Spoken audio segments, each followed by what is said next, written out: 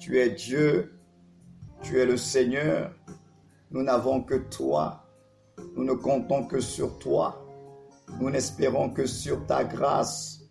Et tu es tout ce dont nous avons besoin maintenant. Alors oui, Seigneur, je prie dans le nom de Jésus que tu bénisses un homme, que tu bénisses une femme et que tu encourages ton peuple connecté cet après-midi au nom de Jésus.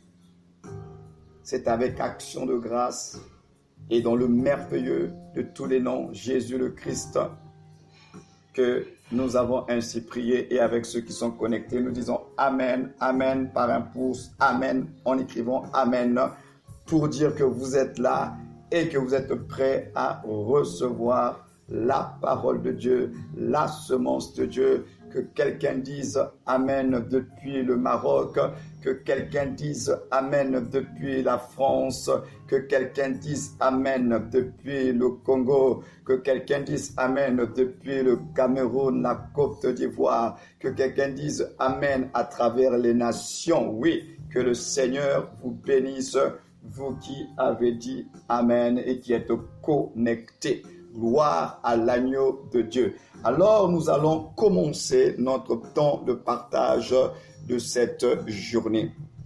Aujourd'hui, nous allons continuer à explorer le tabernacle et à saisir des enseignements que le tabernacle nous donne au sujet de l'Église. Nous sommes en train de parler de l'Église, nous sommes en train de parler de l'esprit de l'Antichrist dans l'Église. Et depuis que nous avons commencé ce temps d'échange, nous sommes en train d'insister d'abord sur l'Église. Pourquoi? Parce que nous ne pouvons pas parler du faux sans parler du vrai. Et lorsque nous parlons du vrai, lorsque nous aurons compris le vrai, alors là, lorsque le faux apparaîtra, lorsque le faux se manifestera, alors nous serons avertis, nous serons dans le discernement. Pourquoi? Parce que nous avons connu le vrai. Frères et sœurs, vous qui êtes connectés, j'aimerais vous dire que l'une des façons d'aiguiser votre discernement spirituel, c'est de connaître la vérité. La connaissance de la vérité vous ouvrira les yeux, car nous le savons, la seule alternative face au mensonge, c'est la vérité. Là où il y a le mensonge, il n'y a que la vérité qui triomphe du mensonge. Donc le diable étant appelé père du mensonge, il travaille, il agit beaucoup avec le mensonge. C'est pourquoi en tant qu'enfants de Dieu, nous avons besoin impérativement de connaître la vérité pour pouvoir faire face à tous les mensonges du diable et de pouvoir tenir dans l'adversité. C'est pourquoi nous voulons insister sur l'Église, sur la nature de l'Église, sur l'identité de l'Église, parce que l'Église, comme nous sommes en train de le voir depuis quelques jours, ce n'est pas une invention humaine, ce n'est pas une fabrication de l'homme, mais l'Église est un projet de Dieu. L'Église appartient à Dieu et Dieu est le propriétaire de l'Église. Et l'homme, aucun pasteur n'a reçu le mandat de Dieu pour inventer et imaginer l'Église. L'Église, ce n'est pas le bien d'un homme de Dieu. L'Église, c'est le bien de Dieu. C'est son projet. Il en est l'initiateur. Il en est le concepteur et c'est lui qui est également le bâtisseur de son Église. Et nous ne sommes que des pierres vivantes, nous ne sommes que des instruments et nous devons faire excessivement attention lorsqu'il s'agit de l'Église, c'est le bien de Dieu. Alors, nous avions vu la dernière fois le tabernacle, nous avons commencé à voir le parvis, nous avons vu la dernière fois que lorsque nous rentrons par la porte de ce tabernacle, comme je vous l'avais partagé la dernière fois, Dieu est amour, Dieu est bon. Malgré la sainteté de Dieu révélée par cet enclos blanc, de fin lin blanc, mais Dieu, dans son amour, il a prévu une voie d'accès pour entrer dans sa présence. Ça, c'est l'amour de Dieu. Et le tabernacle de Moïse n'avait pas plusieurs entrées, il n'y avait pas une porte d'entrée, une porte de sortie. Il n'y avait qu'une seule porte. Et nous bénissons Dieu déjà pour le fait qu'il a permis qu'il y ait une voie d'accès, que nous puissions avoir accès à lui par une porte. Et cette porte, nous avons vu qu'il s'agissait bien sûr de notre Seigneur, de Jésus-Christ. C'est lui qui est le moyen par lequel l'homme pécheur peut de nouveau entrer dans la présence de Dieu. C'est lui qui est le soleil de justice. C'est lui qui est le soleil levant. Et nous avons vu que cette porte, elle était située du côté de l'Orient, c'est du côté de l'Est. Et l'Est, nous avons vu que c'est là où la gloire de Dieu revenait dans le temple. C'est à l'Est qu'il y avait la gloire de Dieu dans le jardin. Éden était situé à l'Est. Et à l'Est, la gloire était là en Éden. Donc, Christ était véritablement le chemin qui nous redonne accès à Dieu, notre Seigneur. Et nous avions parlé donc en entrant par la porte, en ayant une foi en Jésus-Christ, maintenant que nous sommes enfants de Dieu, maintenant que nous avons été libérés de la puissance des ténèbres, délivrés du jugement de Dieu, maintenant que notre péché ne nous condamne plus, nous entrons maintenant dans la vie, la nouvelle vie chrétienne. Et lorsque nous entrons dans cette vie chrétienne, nous sommes confrontés à deux réalités qui concernent le monde qui nous entoure. Parce que nous ne sommes pas censés oublier que nous sommes encore dans le monde. Bien que notre esprit est déjà en Christ dans les lieux célestes, mais nous sommes encore dans le monde. Et les rapports du nouveau-né en Christ, les rapports de la nouvelle création avec le monde qui nous entoure, nous allons être confrontés à deux réalités. Et les deux réalités auxquelles nous sommes confrontés dans le monde, c'est la réalité de l'autel d'airain et de la cuve d'airain. Et lorsque nous avions parlé de l'autel d'airain, j'ai rappelé que l'airain était une image, un symbole de jugement de Dieu. Et l'autel d'airain faisait nous rappeler combien maintenant que nous sommes nés de Dieu, nous devons renoncer à nous-mêmes. La première des choses, maintenant que tu es né de Dieu, tu dois maintenant mourir à toi-même. L'autel d'airain te rappelle que maintenant ce n'est plus toi qui vis, c'est Christ qui vit en toi. Donc le moi doit mourir. Tu dois être sur l'autel, tu dois renoncer à ton moi. Parce que Jésus, souvenez-vous, il a dit à ses disciples, quiconque veut me suivre, quiconque veut être mon disciple, il doit renoncer à lui-même et porter sa croix. Donc l'autel d'airain nous parle un peu de toute cette réalité-là. Renoncer à soi-même, porter sa croix, être armé pour de souffrir pour Christ, parce que le renoncement à soi, c'est un sacrifice, c'est une mort. Or, mourir à soi n'est pas chose facile. Mourir à soi n'est pas une chose facile, c'est vraiment un sacrifice. Donc, dès le commencement de la vie chrétienne, le croyant doit déjà savoir que ce n'est plus lui qui vit et c'est Christ qui doit vivre à travers lui et que sa vie est une vie de sacrifice, une vie qui doit être sur l'autel de Dieu. Et afin que le moi disparaisse et que le roi de gloire fasse son entrée et apparaisse et se manifeste à travers notre vie. Donc c'est important pour nous de pouvoir réaliser le message que l'autel d'airain nous renvoie. C'est la mort à soi, c'est mourir à son moi pour que le roi puisse être rendu visible. C'est tout simplement disparaître, diminuer afin que lui, il puisse croître. Un peu comme disait Jean le Baptiste, lorsque Jésus est arrivé, lorsque le Messie qui a été annoncé, lorsque le Messie qui a été promis est arrivé, s'est manifesté. Jean a dit maintenant il faut que je diminue afin que lui il croisse. Lorsque le Messie fait son entrée dans la vie de quelqu'un, lorsque la révélation de Christ est là, frères et sœurs, nous devons être comme Jean le Baptiste quelle que soit notre position, quelle que soit notre situation, nous devons nous dire, il faut que je diminue afin que lui qui vit en moi, il croisse et qu'il se manifeste. C'est important pour nous de pouvoir réaliser cela. Et ça, c'est le message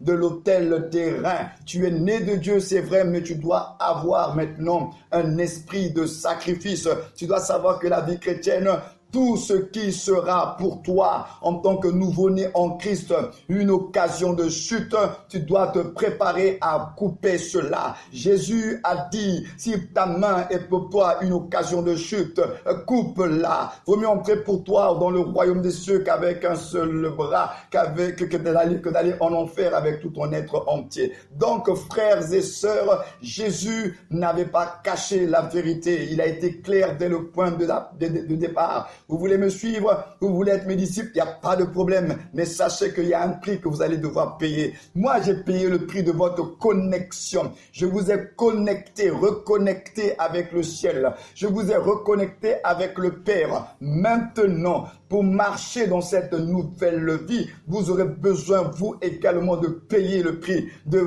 montrer que véritablement, ce n'est plus vous qui vivez, mais c'est le Christ qui vit en moi. Montrez à travers votre vie que vous avez compris l'œuvre de la croix, parce que l'œuvre de la croix, c'est la mort du moi. L'œuvre de la croix, c'est la mort de l'ancien homme, du vieil homme, pour que par la résurrection, le nouvel homme puisse vivre maintenant, mais selon la vérité de la parole de Christ.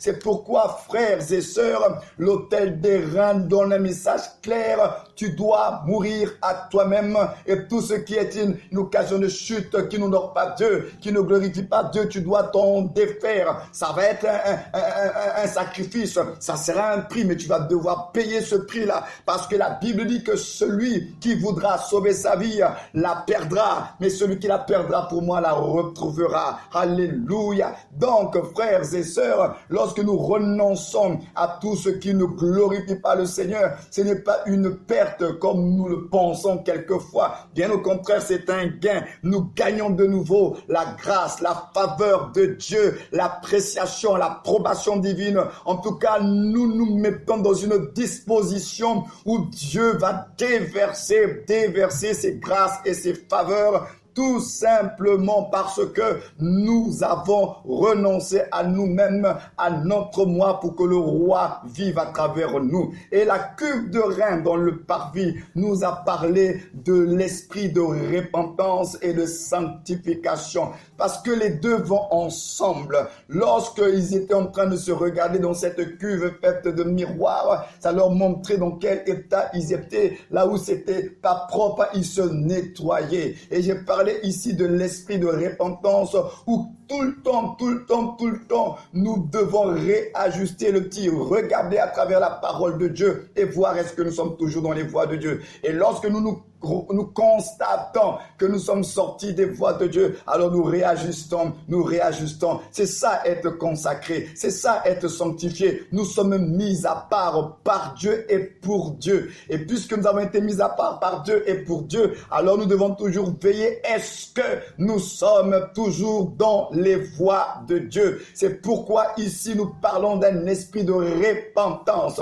Nous devons cultiver un esprit de repentance et ne pas attendre des jugements et ne pas attendre les situations les plus catastrophiques pour commencer à se repentir. Le chrétien est une personne qui doit cultiver, je le répète, un esprit de repentance, c'est-à-dire prendre souvent le temps de s'examiner à la lumière de la parole de Dieu et sous le contrôle du Saint-Esprit. Est-ce que je suis encore dans les voies de Dieu? Et si l'Esprit de Dieu vous met les convictions que vous n'êtes plus dans les voies de Dieu, alors réajustez le tir, parce que maintenant, ce que nous allons voir maintenant, on va rentrer dans l'attente.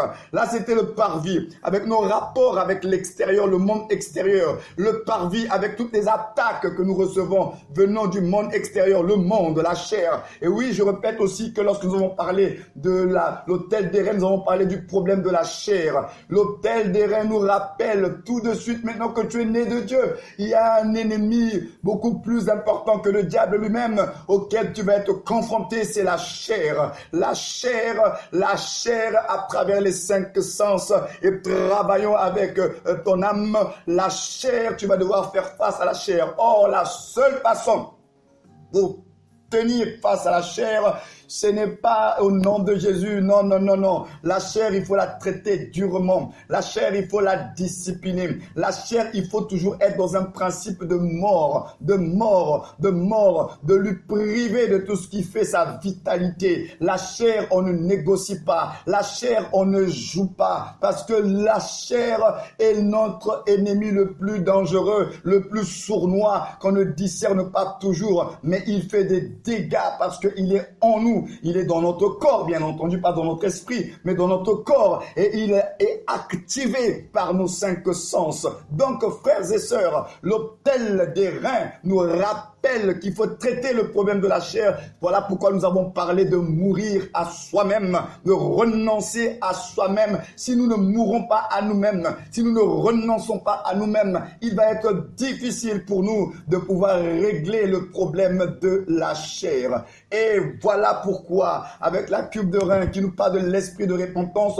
maintenant il y a devant nous, dans cette grande cour qu'on appelle le parvis, il y a cette tente qu'on appelle la tente d'assignation, ou bien la tente de la rencontre selon les versions de la Bible. Et dans cette tente-là, il y a des objets qui nous parle, qui parle de l'Église, qui parle de l'identité de l'Église, qui parle de la vie de l'Église. Et c'est ce que nous allons voir maintenant, le mystère de l'attente de la rencontre, le mystère de l'attente d'assignation. C'est pourquoi on a intitulé sur cette vidéo, j'ai dit nous allons parler de l'Esprit de Christ dans le tabernacle. Maintenant, nous allons parler de l'Esprit de Christ parce que l'attente de la rencontre nous parle vraiment de notre vie spirituelle, de notre vie spirituelle. Alors, lorsque nous rentrons dans cette tente qui est divisée en 2 parties, une partie qu'on appelle le lieu saint et l'autre partie qui est séparée par un voile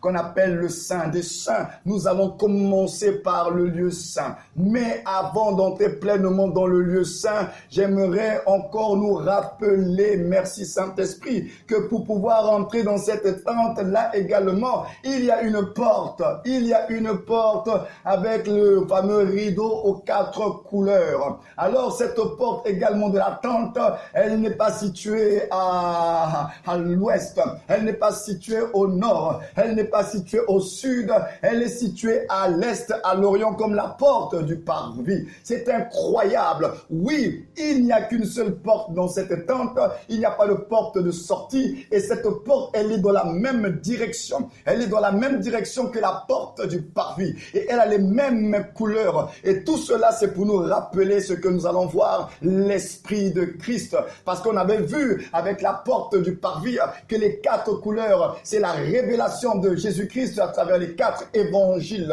Donc nous allons parler encore une fois de l'Esprit de Christ là maintenant par rapport au service, par rapport à la vie dynamique avec Dieu. Nous devons encore une fois prendre conscience qu'on ne pourra pas servir Dieu, qu'on ne pourra pas avoir une vie chrétienne dynamique pour la gloire de Dieu sans passer par la porte. Donc la porte vient encore valider toutes choses. La compréhension de la porte, la conscience des vérités de cette porte-là, qui est encore une fois située à l'Orient, qui nous parle encore de Christ dans une autre dimension, nous parle par rapport à l'Église. Alors je m'en vais maintenant sans plus tarder nous parler un peu de cette porte qui est rattachée à la tente de la rencontre et cette révélation de Christ à travers cette porte. Alors, la première révélation, parce que n'oubliez pas qu'il y avait 4 couleurs sur un seul tissu. Un seul tissu, mais avec 4 couleurs. Et Jésus-Christ a été révélé à travers les 4 évangiles. Et les 4 évangiles ont un message particulier, ont une orientation particulière le concernant. Alors nous qui voulons servir le Seigneur, nous qui voulons rentrer dans la vie dynamique pour le Seigneur à travers la tente, il y a maintenant 4 vérités 4 réalités que nous devons comprendre sur la porte du tabernacle et notamment la cuve, la tente de la rencontre. Alors, frères et sœurs, ce que j'aimerais déjà nous dire, c'est que la première révélation que nous allons voir ensemble, c'est que le tabernacle est une révélation de Jésus-Christ. C'est important de le savoir. Et comme je vous l'avais déjà dit, Dieu nous parle en image. Dieu est un Dieu qui nous parle en image pour nous révéler les vérités spirituelles. Donc, nous avons la révélation de Christ dans Matthieu. Alors, préparez-vous parce que c'est ce que nous sommes en train de voir maintenant, l'Esprit de Christ dans le tabernacle et qui parle à l'Église. L'Église doit avoir l'Esprit de Christ. L'Église doit être animée de l'Esprit de Christ. C'est pourquoi vous allez remarquer que ces 4 couleurs et ces portes-là sont là pour nous rappeler que dans tout ce que nous allons faire pour Dieu, il faut toujours nous rappeler qu'on doit toujours passer par Christ. Christ est l'incontournable. Christ est l'incontournable de Dieu et de tout ce que Dieu va accomplir. C'est pourquoi il est la porte qui introduit dans tout. Il est la porte qui nous introduit dans le parvis. Il est la porte qui nous introduit dans le Saint des Saints. Donc, il est l'incontournable. Alors, l'évangile de Matthieu nous révèle un aspect le concernant. Et le message que Matthieu nous donne, c'est tout simplement, c'est le message sur la soumission et la soumission de notre volonté à notre roi. Pourquoi? Parce que l'évangile de Matthieu, c'est l'évangile du roi. L'évangile de Matthieu, c'est l'évangile du Messie. L'évangile de Matthieu met l'accent sur Jésus-Christ roi, le Messie, le fils de David, celui qui avait été annoncé et qui s'est manifesté en chair. Donc Matthieu met l'accent sur sa royauté. Il est le roi. Alors, si Matthieu met l'accent sur la royauté, alors nous devons comprendre que le roi, s'il est roi, nous devons être soumis à son autorité et à sa volonté. Alors Matthieu est en train de te dire que Jésus-Christ est le roi, il est le Seigneur. Donc tous ceux qui sont centrés sur eux et leur moi n'ont pas compris la révélation de Matthieu. Lorsque tu es trop centré sur toi-même, sur ton moi, c'est que tu n'as pas compris Christ révélé dans Matthieu. Tu n'as pas compris le message de Matthieu. Parce que Matthieu te rappelle qu'il est le roi, il est le Seigneur. Alors, s'il est le roi, il est le Seigneur, qu'est-ce qu'il attend de nous? C'est la soumission. C'est la soumission. C'est la soumission. C'est la soumission à sa volonté. Donc, ici, nous devons avoir un esprit de soumission. Là où il y a l'esprit de Christ, il y a un esprit de soumission, il y a un esprit d'obéissance, il y a notre volonté qui s'aligne avec la volonté de Dieu. Ce n'est pas possible que tu l'appelles Seigneur, Seigneur, et que tu n'aies pas un esprit de soumission, que tu n'aies pas un esprit de dépendance. Alors tous ceux qui ont un esprit d'indépendance, tous ceux qui font ce qu'ils veulent, c'est qu'il y a un problème avec l'esprit de Christ. Parce que l'esprit de Christ, ce n'est pas, on ne fait pas ce qu'on veut. L'esprit de Christ, c'est que nous sommes les sarments, c'est lui qui est le cep de vie. L'esprit de Christ, c'est que nous reconnaissons notre dépendance à celui qui est notre Seigneur. L'esprit de Christ, ce n'est plus nous qui vivons, mais c'est Christ qui vit. Non pas ma volonté, mais sa volonté. Ça, c'est l'esprit de Christ. Donc Matthieu nous parle de la soumission à l'autorité du roi Messie. Nous avons le message de la soumission. Nous avons le message de la soumission de notre volonté à sa volonté, la soumission de notre volonté à sa volonté. Vous ne pourrez pas servir le Christ parce que la tente de la rencontre, c'est là où il y a le service, c'est là où il y a la vie chrétienne dynamique. Mais vous ne pourrez pas entrer dans cette vie chrétienne dynamique, servir Dieu, comme il le veut, si déjà au préalable, vous n'avez pas un esprit de soumission. Si au préalable, votre volonté ne s'aligne pas avec sa volonté. Ça, c'est le message de Matthieu. Matthieu nous présente Jésus-Christ le roi, le Messie. Mais Matthieu est en train de nous dire, puisque tu dis qu'il est le roi, puisque tu reconnais qu'il est le roi, alors soumets-toi à la volonté de ton roi. Il est ton Seigneur, alors soumets-toi, obéis aux instructions, obéis à la parole de ton roi. Si tu es un enfant de Dieu et que tu es caractérisé que par désobéissance ou désobéissance,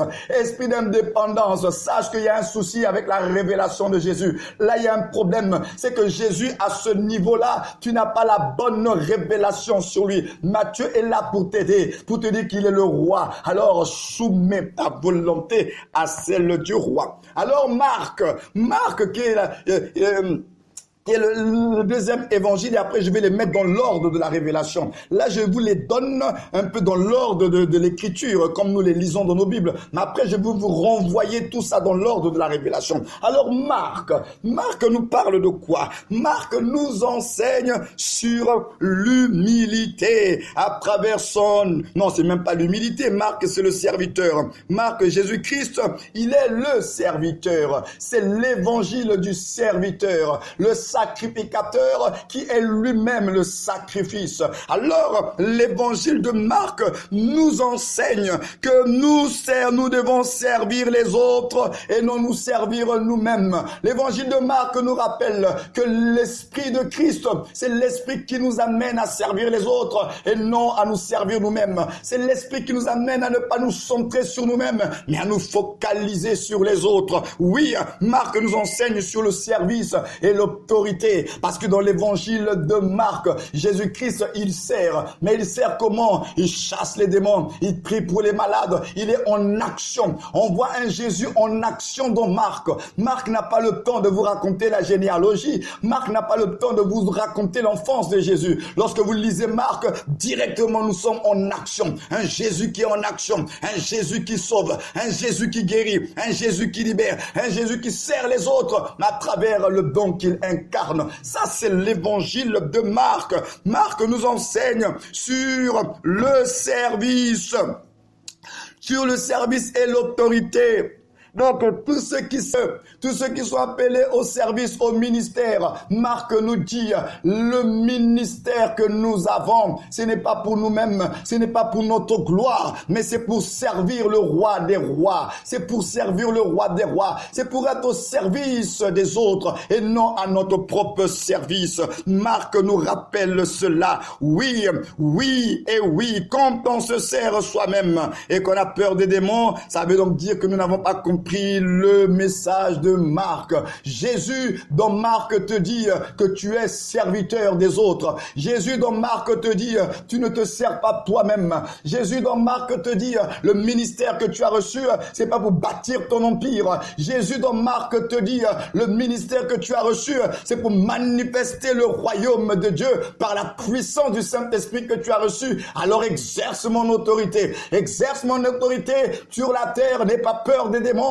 N'aie pas peur des esprits parce que j'ai été investi de mon autorité. Tu n'es pas un simple serviteur, mais tu es un serviteur investi de l'autorité de Dieu. Alors, comme dans Marc, il agit avec pleine autorité. Il te dit, tu as aussi reçu l'autorité. N'aie pas peur des démons, n'aie pas peur des esprits, mais sache seulement, l'autorité que tu as reçue, ce n'est pas pour que tu deviennes une star. L'autorité que tu as reçue, ce n'est pas pour que tu te mettes en avant, mais c'est pour les intérêts du royaume de Dieu. Parce que Marc te dit, et un cœur de serviteur, et un cœur de serviteur, et un cœur de serviteur. Il a dit, je ne suis pas venu pour être servi, mais pour servir. Voilà, Marc nous rappelle. Oui, l'esprit de Christ, c'est un esprit de service, mais un esprit de service qui se fait dans l'humilité. Dans l'humilité. Et nous le verrons avec Luc. Et Luc insiste là-dessus. Là, nous sommes avec Luc. Luc insiste. Luc nous révèle l'humanité de Christ. Or, son humanité nous révèle son humilité. Oh, frères et sœurs, Dieu est humble. Parmi les attributions de Dieu, il y a aussi l'humilité. Il n'y a pas que la puissance, il n'y a pas que la gloire, il n'y a pas que la majesté. Dieu également est humble. Et l'humilité de Dieu a été révélée à travers son humanité, à travers son abaissement, à travers Christ Jésus. Jésus révèle que Dieu est et humble. Alors, tous ceux qui veulent servir le Seigneur, tous ceux qui sont l'église du Seigneur, nous devons avoir un esprit d'humilité. Luc nous rappelle que nous avons besoin d'avoir un esprit d'humilité. L'humilité, l'humilité, l'humilité. Luc nous révèle le cœur d'amour du Seigneur. L'humilité, l'humilité. Luc nous enseigne sur la simplicité de sa vie. Un homme parmi les hommes. Oui, Luc nous parle de l'humilité, de son amour. Il était parmi les hommes. Il avait compassion. Il avait miséricorde. Oui, ça c'est Luc qui nous enseigne cela. Luc nous enseigne la simplicité de la vie. On peut être rempli du Saint-Esprit comme le Seigneur et être simple dans la vie. Il était, la Bible dit quoi? En lui habite corporellement toute la plénitude de la divinité. Mais il n'était pas une superstar. Il fallait que Judas l'embrasse pour que l'on sache que c'était lui le maître. Il n'y avait rien qui pouvait attirer les regards car les Écritures. Il n'était pas un homme star. Jésus était un homme parmi les hommes. Il était effacé, mais pourtant, celui qui était parmi les hommes, c'était lui l'expression de la divinité sur la terre. Rempli du Saint-Esprit, il était. Mais Luc nous dit, malgré tout cela, malgré qu'il était revêtu de la puissance, il est resté homme parmi les hommes. Oh oui, Jésus-Christ nous parle à travers Luc pour dire, si tu veux me servir, l'église qui a l'esprit de Christ est une église qui doit être humble. Quel que soit ce que Dieu fait en vous, par vous, nous devons garder un cœur d'humilité, Jésus nous est révélé dans Luc comme celui qui est humble, celui qui a été abaissé pour servir les autres. Alors toi et moi également, ayons un cœur humble, l'humilité. La Bible dit quoi? L'humilité précède la gloire. Alléluia, mais Dieu résiste aux orgueilleux. Donc ça c'est Luc. Et Jean nous parle également. Jean nous parle de sa divinité. Et l'évangile de Jean nous dit quoi? Jésus nous enseigne dans Jean que oui, je suis le Dieu qui était au commencement. C'est moi la parole qui a créé toutes choses. Tout a été créé en moi, par moi et pour moi. Alors la révélation de Jean doit nous amener à la crainte de Dieu. La révélation de Jean doit nous amener à une véritable adoration. Lorsque tu as compris Christ révélé dans Jean, tu as la crainte de Dieu parce qu'il est Dieu, il est d'origine divine, il est sorti de l'éternité. C'est lui le Fils qui était dans le sein du Père et qui l'a révélé aux hommes. Lorsque tu as la révélation de Jean, oui, tu as la crainte de Dieu. Oui, tu as le respect. Oui, tu as la considération. Et tu deviens un véritable adorateur. Les vrais adorateurs sont ceux qui ont la révélation de Jean. Christ est dans la révélation de Jean. Il est Dieu. Il est le Seigneur glorieux. Oui, lorsque nous avons la révélation de Jésus-Christ dans Jean, alors il y a la crainte de Dieu. Il y a la crainte de Dieu. C'est pourquoi je ramène maintenant l'ordre de la révélation. L'ordre de la révélation, c'est quoi? C'est que ça commence avec Jean. La première des choses, lorsque nous parlons de l'Esprit de Christ, c'est d'abord, premièrement, ne pas oublier qu'il est Dieu. Il est Dieu. Il est le commencement. Et toutes choses viennent par lui. Il est Dieu. Donc, la crainte de Dieu. Jean nous enseigne la crainte de Dieu. Nous devons avoir un esprit de crainte. Un esprit de crainte de Dieu. Nous avons la crainte de Dieu. Donc, ça commence par Jean. Tu commences avec Jean. Tu saisis la révélation de Jean. Et la révélation te parle. Elle te dit que l'esprit de Christ, c'est un esprit de crainte. Dans Ésaïe 11, lorsque le prophète révèle l'esprit de l'Éternel, l'esprit de Christ, on dit que l'esprit, après avoir dit que c'est l'esprit de connaissance, de force, de conseil, d'intelligence, oui, on dit après que c'est l'esprit de crainte de l'Éternel. Pourquoi? Parce qu'il est Dieu, il est Dieu, il est Dieu, il est l'image parfaite du Dieu invisible. Oui, frères et sœurs, révélateur, ça commence avec Jean. La révélation commence avec Jean. Il est Dieu, il n'est pas un homme, il est Dieu. Et là où il y a la révélation de Dieu, il y a la crainte de Dieu. Là où il y a la révélation de Dieu, il y a un esprit d'adoration. Les vrais adorateurs sortent de l'école de Jean. Les vrais adorateurs sortent de l'école de Jean. Et maintenant que tu as reçu la révélation qu'il est Dieu, maintenant qu'est-ce que tu vas découvrir? Tu vas dans Luc. C'est Luc maintenant qui te parle de son abaissement, de son humilité. Il est homme, il est homme, il est homme. Il n'a pas regardé son égalité. Il s'est abaissé, il s'est humilié. Un cœur de serviteur humble. Maintenant que tu as la révélation de Dieu en tant que le Dieu Tout-Puissant, Jésus est Dieu. Maintenant tu dois savoir que dans son amour, il s'est abaissé. Dans son amour, il s'est incarné. Et c'est ça le message de Luc, le Fils de l'homme, qui nous révèle l'humilité de la divinité. Il te dit, mais tu me crains, alors garde un cœur humble, garde un cœur humble, garde un cœur humble, garde un cœur humble et serre-moi dans l'humilité, serre-moi dans l'humilité, serre-moi dans l'humilité. Alléluia. Roboshata. Je suis homme, il est devenu homme, il s'est abaissé. Maintenant, dans son abaissement, nous avons Matthieu. Matthieu nous parle de sa royauté. Il est roi. Maintenant que tu as compris qu'il faut que tu es humble, alors naturellement, dans ton humilité, obéis. Sois soumis au roi. Celui que tu reconnais comme le roi, sois soumis au roi. Laisse ta volonté disparaître et laisse la volonté du roi apparaître. Sois soumis au roi, le roi Jésus, le Seigneur des Seigneurs. Sois soumis à lui et un cœur d'obéissance et un cœur de soumission à la volonté du roi. Oh, alléluia. Et enfin, Marc te dit, tu es serviteur de l'Éternel, mais tu ne te sers pas toi-même.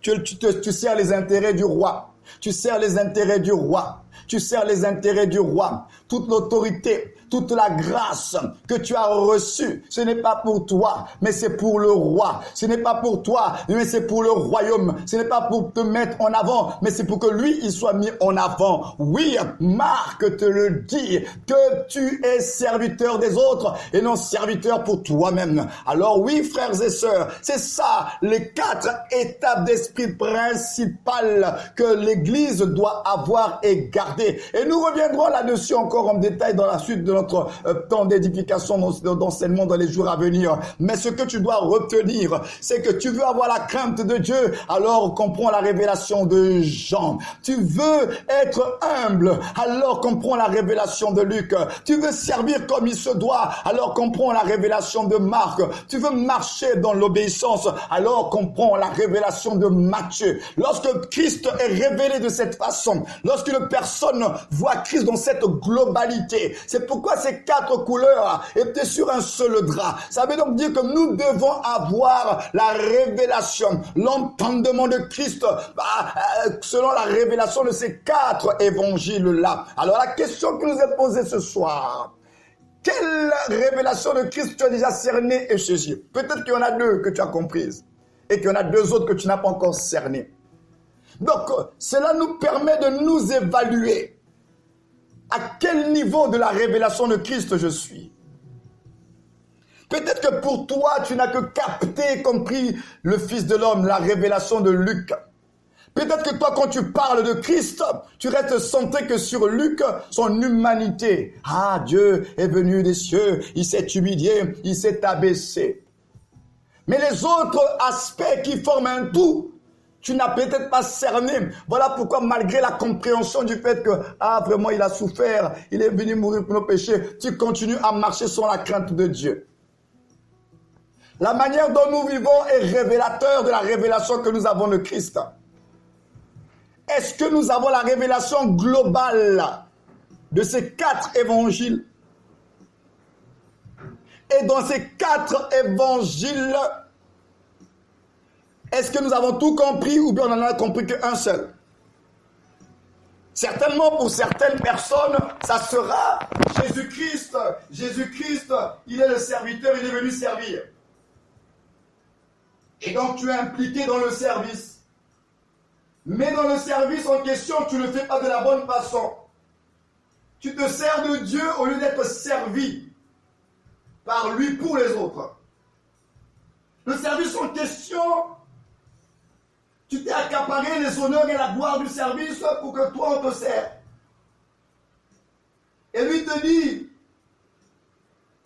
va encore voir Marc. Comprends le message de Marc.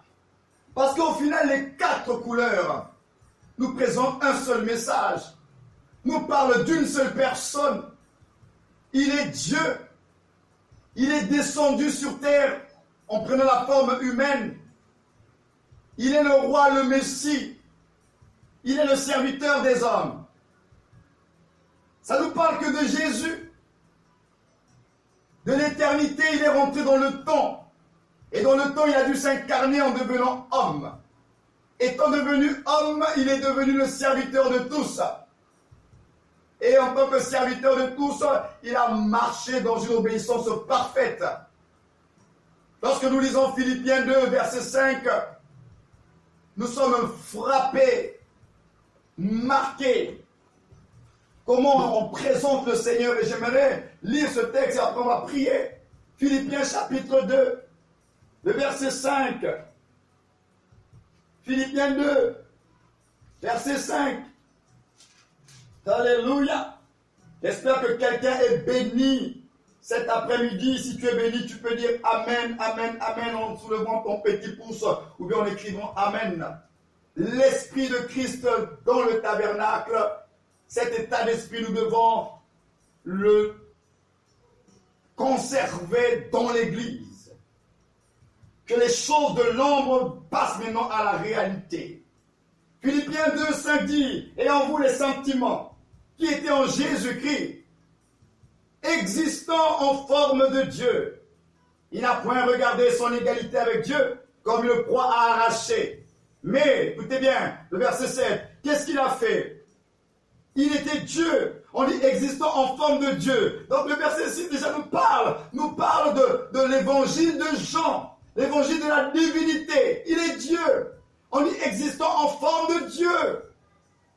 Après on dit il n'a point regardé son égalité avec Dieu comme une proie arrachée, mais il s'est dépouillé lui-même en prenant une forme de serviteur. Il s'est dépouillé lui-même, on parle de l'incarnation. Le Dieu tout-puissant va se dépouiller pour devenir homme. Et la parole qui est au commencement, elle s'est faite chair. L'incarnation est un dépouillement de la divinité. Dieu s'est dépouillé. Il s'est incarné, donc il s'est dépouillé. Ça, c'est l'évangile de Luc, le Fils de l'homme. Et le dépouillement de Dieu nous parle de son humilité. Dieu est humble. Il s'est abaissé. La Bible dit en prenant une forme de serviteur. Vous vous rendez compte? Il prend une forme de serviteur. Ça, c'est l'évangile de Marc. Jésus-Christ, le serviteur. Il est venu servir les hommes, se mettre à notre service. En prenant une forme de serviteur, en devenant semblable aux hommes. Oui, tout ça, c'est son humanité. C'est Jésus de Nazareth, l'humanité de la divinité. Tout ça, c'est en lui. La Bible dit, et il a apparu comme un vrai homme. Il s'est humilié lui-même, se rendant obéissant. Il s'est humilié lui-même, se rendant obéissant jusqu'à la mort. Ça, c'est Matthieu. Jésus-Christ, le roi. Et nous devons nous soumettre à l'autorité du roi, à la volonté du roi. Se rendant obéissant jusqu'à la mort, même jusqu'à la mort de la croix. Et pourquoi aussi Dieu l'a souverainement élevé et lui a donné le nom qui est au-dessus de tout nom. Alléluia. Frères et sœurs, Philippiens 2, 5 là, à 7 ou 8 que je viens de lire, c'est le résumé de tout ce que je viens de vous partager sur les 4 faces, les 4 révélations, les 4 états d'esprit de Christ dans le tabernacle et qui doit être aussi dans l'Église. Mais à chacun de se poser la question, qu'est-ce que j'ai compris le concernant? La crainte de Dieu, l'humilité, un cœur de serviteur, un cœur obéissant, 4 états d'esprit. Crainte de Dieu, humilité, service pour les autres et obéissance. 4 états d'esprit majeurs qui doivent animer l'Église. Parce que Christ, dans son humanité, Jésus de Nazareth, il a manifesté cela. Et nous sommes le corps de Christ. Nous sommes le corps de Christ, l'Église. Et en tant que membre de son corps, nous prenons part à tout ce qu'il est et à tout ce qu'il a. Alors, crainte de Dieu. C'est la crainte de Dieu révélée dans Jean qui fera de nous des vrais adorateurs. Où l'adoration ne sera pas juste un moment du culte, où l'adoration sera véritablement notre vie qui servira à la gloire et à la louange de celui qui nous a aimés le premier. C'est plus qu'un moment du culte, l'adoration. C'est plus que les paroles que nous donnons à Dieu. C'est toute une vie. C'est une qualité de vie. C'est l'expression d'un cœur qui a compris la révélation de Christ pour sa vie. Jean nous enseigne sur la crainte. Et c'est dans ce même évangile justement de Jean que vous voyez Jésus, dans le chapitre 4 de Jean, dire à cette femme samaritaine, oui, oh, ça ne serait plus sur cette montagne, ni à Jérusalem. Dieu est esprit, l'heure vient.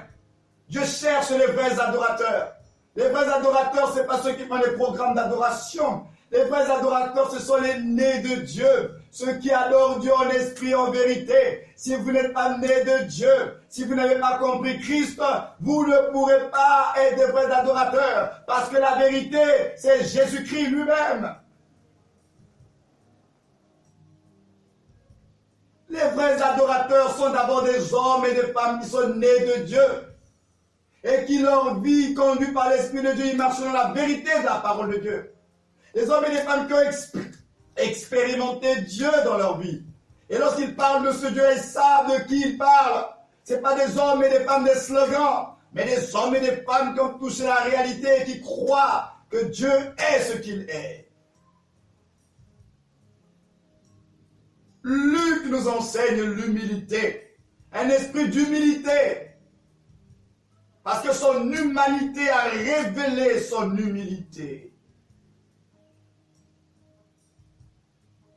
Matthieu nous enseigne que nous devons avoir un cœur obéissant de soumission à l'autorité du roi, soumission à la volonté de Dieu. Matthieu nous enseigne que ce n'est pas notre volonté, mais c'est sa volonté. Il est le Seigneur, nous l'appelons Seigneur. Alors, puisque nous l'appelons Seigneur et Roi, nous devons donc être à l'école de la soumission, du brisement de notre volonté, de l'alignement de notre volonté à la sienne. Et enfin, Marc nous enseigne le cœur du serviteur selon Dieu. Servir avec la puissance et l'autorité de Dieu, non pas pour être de stars, mais pour servir les autres, pour la gloire du royaume de Dieu, et non pour notre propre gloire. Alors ces 4 états d'esprit, là, nous devons les cultiver.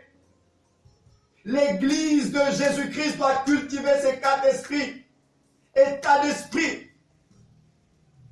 Parce qu'au final, le Saint-Esprit, c'est le Saint-Esprit qui produit ces états d'esprit-là.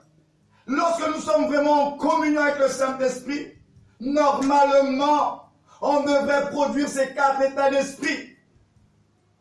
Alors lorsque ces 4 états d'esprit ne sont pas produits, cultivés en nous, ça veut dire que nous avons un souci avec notre communion avec le Saint-Esprit. Il n'y a pas à chercher de midi à 14 heures. Lorsque l'Église ne manifeste plus ces 4 états d'esprit, ça veut dire que nous qui sommes cette Église, nous avons un souci de communion avec le Saint-Esprit. Nous n'arrivons plus à l'écouter, ou bien nous l'avons attristé par notre orgueil, par notre suffisance, par notre esprit d'indépendance. Et lorsque l'Esprit de Dieu est attristé, comment peut-il produire ces choses en nous? Alors qu'il doit produire cela. Là où il y a le Saint-Esprit, là où il y a l'Esprit de Christ, il y a ces états d'esprit-là.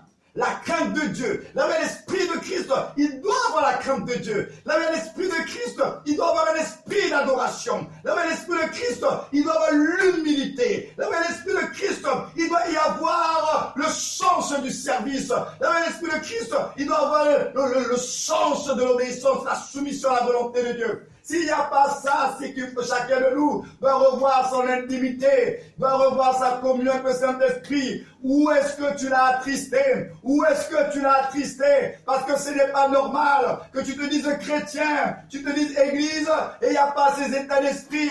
Au lieu d'avoir la crainte de Dieu, il y a de la légèreté, il y a de la négligence. Tu fais ce que tu veux, tu joues avec le péché, tu ne te sanctifies pas parce que tu n'as pas compris la révélation de Jean. Au lieu d'avoir de l'humilité et reconnaître que tout est parfait, toute grâce excellente vient d'en haut, tu t'accapares la grâce et tu tombes dans l'orgueil, tu penses que c'est à cause de tes mérites, alors que tout est grâce, parce que tu n'as pas compris la révélation de Christ dans Luc. Au lieu de servir les autres avec ton don, ton talent, tu es un grand petit Dieu au milieu du peuple de Dieu. Tu peux faire les autres te servir toi, alors que c'est toi le serviteur. C'est toi qui dois t'abaisser. C'est toi qui dois prendre soin des autres. Tu es centré trop sur toi. Il n'y a que toi. Il n'y a que toi. Il n'y a que toi. Et tu es moins tourné vers les autres. C'est que tu n'as pas compris l'évangile de Marc. Au lieu d'être soumis, au lieu de travailler à la soumission de ta volonté, ton obéissance, non. Tu as un esprit d'indépendance. Tu as un esprit d'indépendance. Tu fais comme tu veux. Tu fais comme tu penses. Et tu t'appuies que sur ta grâce. Tu n'as pas compris Christ révélé dans Matthieu. Lorsque tu comprendras la révélation de Christ, c'est un tout, c'est un état d'esprit.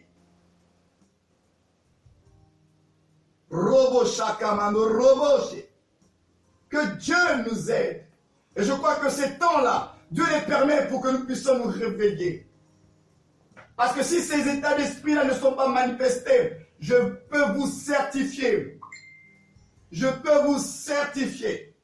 que l'esprit antichrist va prendre le relais. La nature horreur du vide. Si ce n'est pas l'état d'esprit de Christ qui se manifeste en nous, alors ça va être autre chose qui sera à la place. Alors n'oubliez pas, là où il y a absence de Dieu, là où il y a absence des valeurs divines, il y a leur antithèse qui s'installe. Dieu est vie. Là où Dieu n'est pas là, il y a la mort. Dieu est lumière. Là où la lumière n'est pas là, il y a les ténèbres. Alors ça veut dire, s'il n'y a pas un état d'esprit de crainte de Dieu, alors il y aura un laisser-aller et on va jouer avec le péché. Sans état d'âme. S'il n'y a pas l'état d'esprit d'humilité, l'orgueil va bien prendre la place. La chair va se réjouir. S'il n'y a pas l'état d'esprit du cœur du serviteur, servir les autres avec la puissance de Dieu, les intérêts du royaume de Dieu, nous allons bâtir notre tour de Babel. Le culte de la personnalité est rentré dans nos églises. Parce qu'on n'a pas compris l'évangile de Marc, la révélation de Jésus dans Marc. Lorsqu'un homme de Dieu comprend la révélation de Jésus dans Marc, il fait attention au culte de la personnalité. Le Dieu de papa, on ne peut que jurer sur toi. Attention. Tu n'es qu'un serviteur inutile. Tu es rendu utile que par la grâce de Dieu. Le Dieu de papa, on n'est plus dans l'Ancien Testament où Dieu était réservé à ses prophètes, à ses envoyés. Maintenant, le voile a été déchiré. Nous sommes entrés dans la nouvelle alliance. L'Esprit a été donné. Nous sommes scellés du Saint-Esprit. Nous sommes tous rois et sacrificateurs pour Dieu. Nous sommes tous fils de Dieu. Nous sommes tous citoyens du royaume de Dieu. Assis dans les lieux célestes avec Christ. Ce n'est plus l'histoire du Dieu de papa. Nous avons tous le même Dieu. Nous l'appelons tous Abba, notre Père. Il est notre Père à tous. Alors lorsque tu n'as pas compris cela, serviteur de Dieu, tu n'as pas compris Christ révélé dans Marc. Serviteur des autres. Et lorsque tu es dans un esprit d'indépendance, tu fabriques ta doctrine, tu fabriques ton évangile et tu colles une étiquette, c'est pour la gloire de Dieu. C'est que tu n'as pas compris l'évangile du roi dans Matthieu. Non pas ma volonté, mais ta volonté.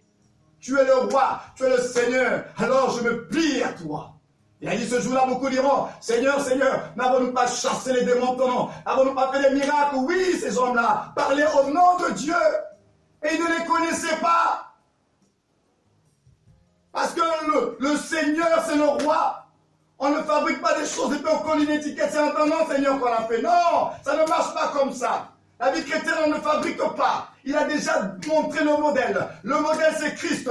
Revenons à lui. Redécouvrons la personne de Jésus. Redécouvrons-le dans Matthieu. Redécouvrons-le dans Marc. Redécouvrons-le dans Luc. Redécouvrons-le dans Jean. Christ est le modèle. Il n'y en a pas un autre. Il est notre repère. Il n'y en a pas un autre. C'est pourquoi, Église, toi qui es connecté, toi qui m'entendras en replay, il est temps pour nous de revenir à celui qui est le tout de Dieu. Il est temps pour nous de revenir à celui qui nous a tant aimés. Il est temps pour nous de revenir à celui qui est lent à la colère et riche en bonté. Il est temps pour nous de revenir au cœur de Dieu. C'est pourquoi nous avons baptisé cette émission le cœur de Dieu. Alors nous allons prendre un petit moment et nous allons prier ensemble. Que Dieu nous fasse grâce. Que l'esprit, je prie qu'un esprit de révélation vous soit accordé. Afin que vous puissiez voir Christ comme je le vois. Comme il est révélé. Qui vous donne un esprit de révélation. Oui, je prie que le voile soit déchiré. Afin qu'un homme et une femme connectés puissent grandir dans la révélation. Puissent grandir dans la révélation. De Jean à Luc. De Matthieu à Marc. Oui, Seigneur, je prie dans le nom de Jésus. Afin qu'un homme et une femme connectés puissent avoir le voile déchiré. Et qui te voient, Seigneur, tel que tu es révélé. Avec l'enseignement de cette révélation. Comment pouvons-nous être une église authentique sans avoir l'esprit qui anime cette église, l'état d'esprit qui anime cette église? Oh Seigneur, pardonne-nous encore une fois, parce que nous n'avons pas compris, et avec l'esprit d'indépendance, et à cause de la séduction de nos propres dents, nous n'avons pas toujours été conformes. Alors que tu nous appelles à nous conformer qu'à Jésus-Christ et rien que Christ Jésus. Seigneur, nous te supplions cet après-midi. Aide-nous à comprendre pour rentrer pleinement dans la vie chrétienne dynamique, pour rentrer pleinement dans le service chrétien, comprendre, Seigneur, l'état d'esprit que l'esprit de Christ communique à l'Église. Je t'en supplie, Père, dans le nom de Jésus-Christ. Saint-Esprit, toi l'enseignant par excellence, toi qui as été mandaté pour révéler Christ, toi qui as été mandaté pour rappeler les paroles de Christ, je prie au nom de Jésus-Christ de Nazareth que tu te révèles et que tu révèles Christ dans les cœurs, comme disait ton serviteur Paul. C'est avec action de grâce et dans le merveilleux de tous les noms, le nom de Jésus-Christ notre Seigneur, celui qui est l'alpha, l'oméga, le commencement et la fin, le tout-puissant, le tout-suffisant. C'est dans son merveilleux nom que j'ai prié et je prie dans le nom de Jésus que toi qui es resté connecté, tu reçoives le shalom de Dieu, que la paix de Jésus soit sur vous. Shalom, shalom à tous, que le Seigneur vous bénisse. Que le Seigneur vous comble, que le Saint-Esprit continue à vous instruire, afin que l'honneur, afin que la gloire revienne à Jésus-Christ, ce Christ qui vit en chacun de vous. Je vous bénis et je vous prie de vous chalomer les uns les autres. Chalomez-vous, bénissez-vous et priez même les uns pour les autres. Que la paix de Jésus soit sur vous, que la révélation de Jésus nous soit accordée, que la lumière paraisse dans les ténèbres, et que nous puissions voir Jésus comme il doit être vu. et que nous puissions parler de Jésus comme on doit parler de lui, et que nous puissions vivre selon Jésus. Oui, que la grâce de Dieu nous soit accordée dans le nom de Jésus. Si tu peux bénir un homme, bénir une sœur en chalomant les uns les autres. Que Dieu vous bénisse, paix et grâce à vous. Pour ceux qui nous ont rejoints, j'avais dit au commencement qu'à partir de mercredi, nous allons reprendre les horaires initiales de notre émission, c'est-à-dire 14h heure française et 13h heure du Congo, et les autres pays qui seront connectés, vous allez tout simplement vous aligner selon vos décalages horaires. Sinon, j'étais très honoré d'être votre serviteur. J'ai été très honoré de pouvoir vous servir à travers cette émission, vous partager le cœur de Dieu, afin que tous ensemble, nous puissions parvenir à l'état d'homme fait, à la stature parfaite de Christ, à la maturité des enfants de Dieu. Que le Seigneur vous bénisse. Bonne fin de journée à tous. Shalom, shalom, shalom. Paix, paix, paix à vous. Que le Seigneur vous bénisse. Alléluia.